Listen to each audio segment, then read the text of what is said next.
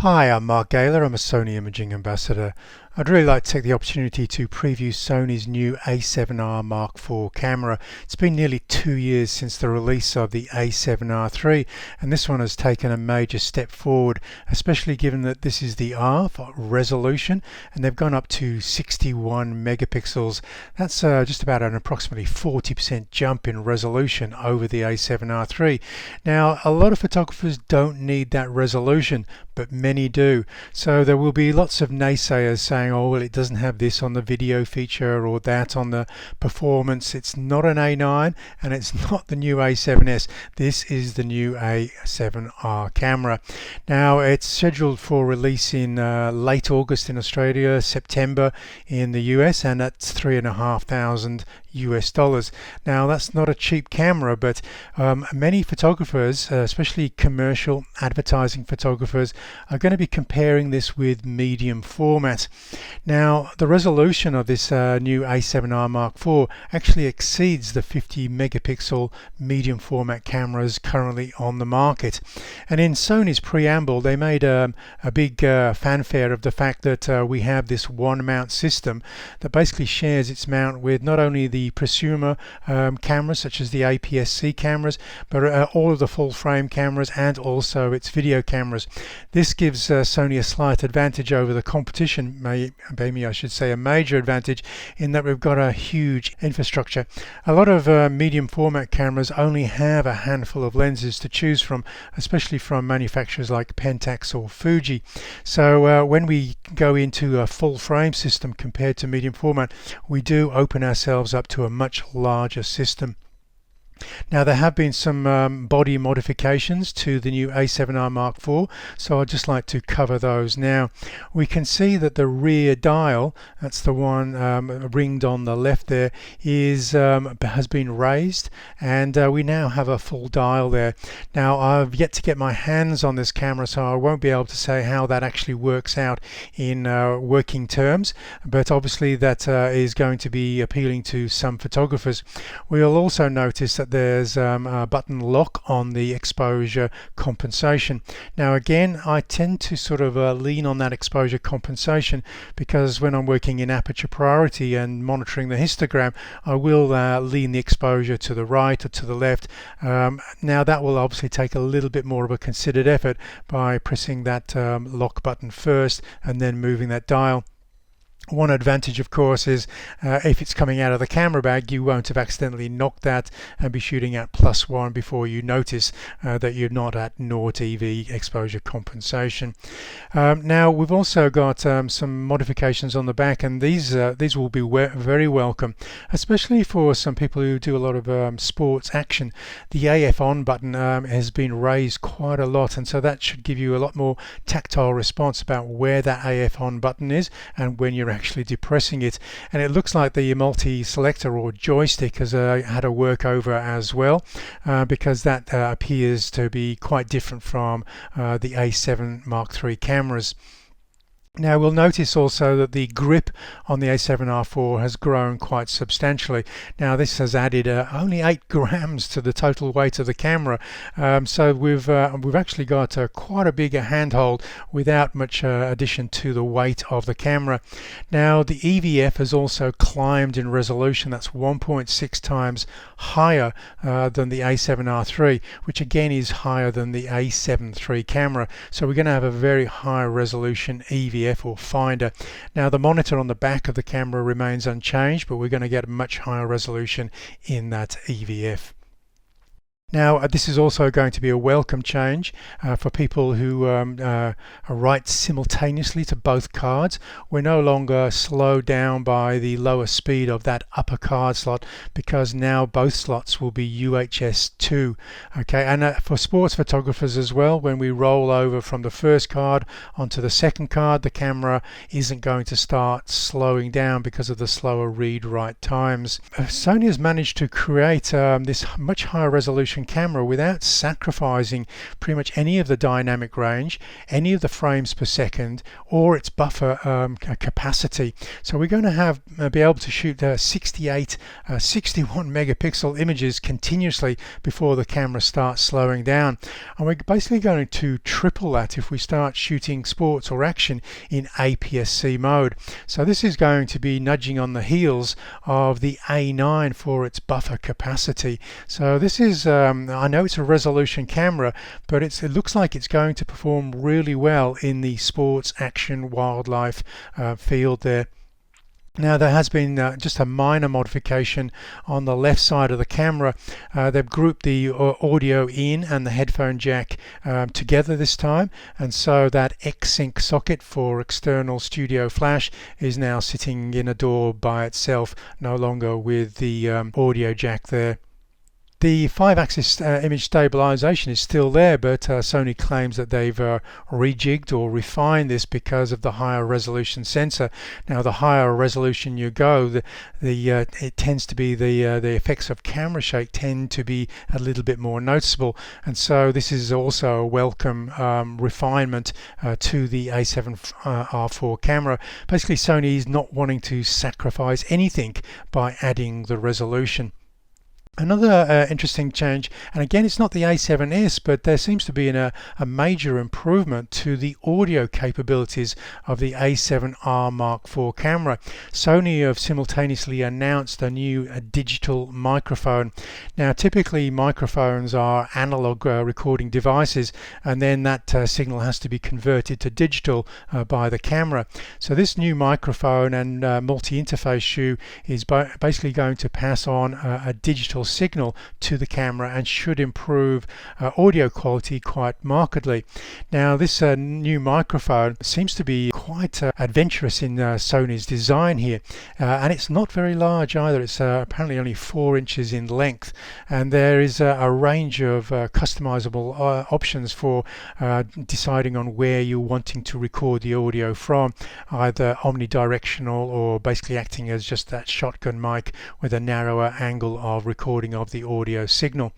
There'll probably be a separate review on just the audio capabilities alone, and I wouldn't be surprised if this also makes its way onto the A7S III camera if and when that camera finally appears.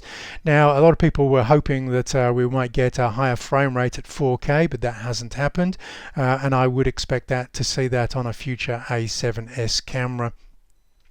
Because the grip is larger, Sony have had to redesign that grip, and this is obviously going to be a separate accessory that will be available shortly after the release of the camera.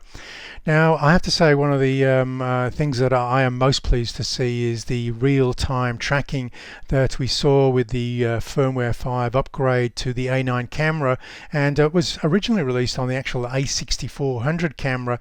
This has made its way onto the A7R Mark IV. Basically, once you've locked onto a subject, it's very low to let go.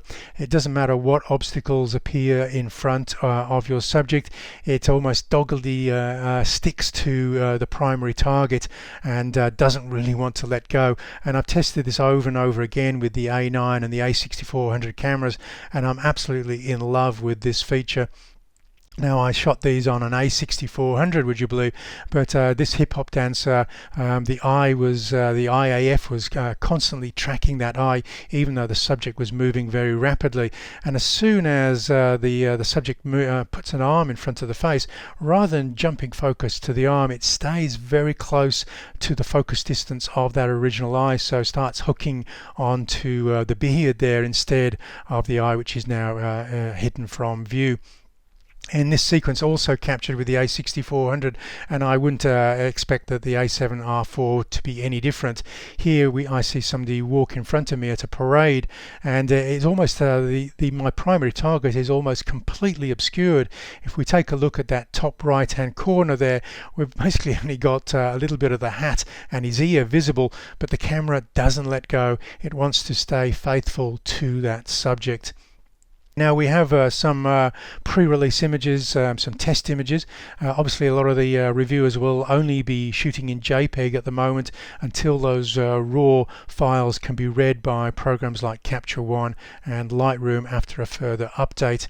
But we can see those 10 frames per second because the speed of the drive hasn't slowed down, and we can see that we can shoot up to 68 images.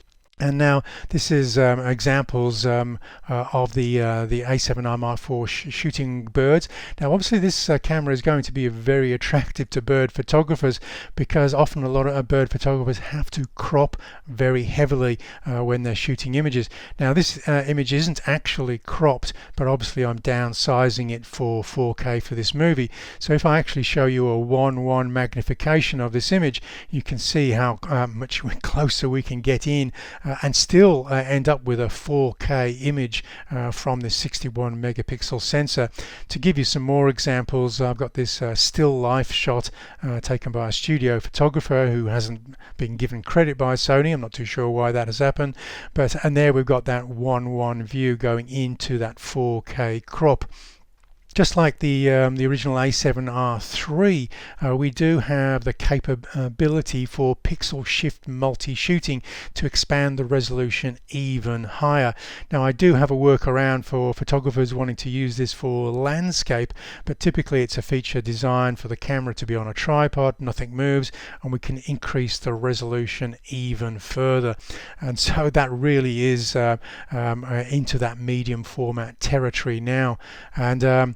And to give you some more examples, a lot of landscape photographers who exhibit their work, who want to print very large, will also be drawn to the increased resolution of this camera rather than lugging a heavier medium format camera into these locations. And there again is the 1:1 crop. Now I am releasing this movie in 4K, so if you can get access and play this movie back on a 4K monitor, you'll be able to see the detail that I'm seeing as I'm recording this movie. And obviously we can see this most markedly in a studio situation where we can zoom into the model's eyes. Now obviously the GM glass has really been designed to milk the best possible detail from this higher resolution sensor. So this is really going to pay dividends for those photographers who have been investing in the premium glass for their cameras. And again, another example, the eyelashes so sharp they make your eyes bleed in this example. We can really start seeing that medium format quality that we've normally expected, but here in just a full frame sensor. Just to show you how much we can crop in post and still come up with a 4K crop.